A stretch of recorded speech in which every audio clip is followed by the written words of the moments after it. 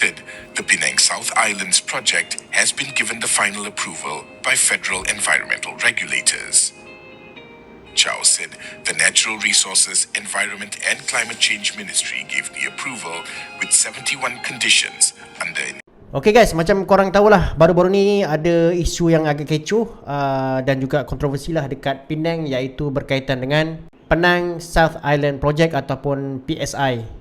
Tujuan aku buat video ni bukan sebab aku nak sokong ataupun tak sokong projek ni, tapi aku nak lebih memberikan kepada pengetahuan umum lah apa sebenarnya cerita di sebalik PSI projek ni dan juga kenapa dia menjadi sebuah projek yang agak kontroversi.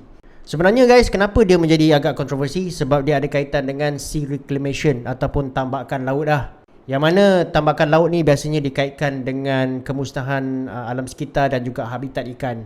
Tapi sebelum kita masuk lebih lanjut dalam projek PSI ni, aku nak ceritakan dengan korang tentang sejarah manusia yang berkaitan dengan sea reclamation ataupun tambakan laut.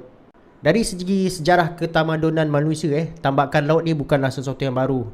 Projek pertama yang melibatkan tambakan laut adalah melibatkan negara Belanda pada tahun 1612 dekat tempat yang bernama Beemster Polder. Yang mana dekat situ dia tambah lagi 70 km persegi dekat kawasan tu untuk ditambak lah.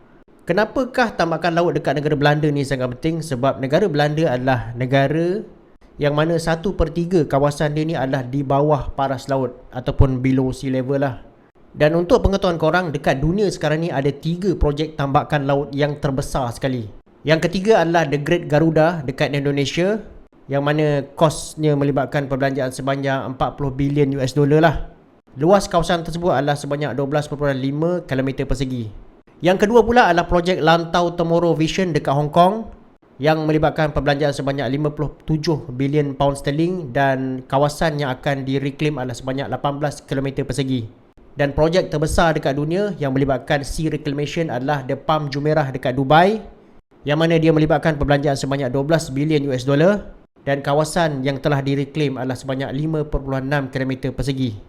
Di negara jiran kita, antara projek yang terkenal dalam sea reclamation adalah Marina Bay. Selain itu, dalam negara kita juga ada juga proses reclamation, contohnya macam Melaka Gateway. Itu pun melibatkan reclamation projek lah. Ok guys, sekarang kita masuk pula bab PSI dekat Penang ni. Untuk pengetahuan korang, mana-mana projek yang melibatkan kesan kepada alam sekitar perlu mendapatkan kelulusan EIA lah, ataupun penilaian impak alam sekitar daripada Jabatan Alam Sekitar. Ini adalah satu kaedah lah yang dibentuk untuk meramal kesan projek tu ke atas alam sekitar, sama ada positif ataupun negatif. Tak terkecuali juga dengan projek PSI ni. Ok guys, itu je setakat ni. Part 2 nanti aku akan sambung lebih lanjut lagi. Kalau korang nak aku sambung, komen nak dekat bawah.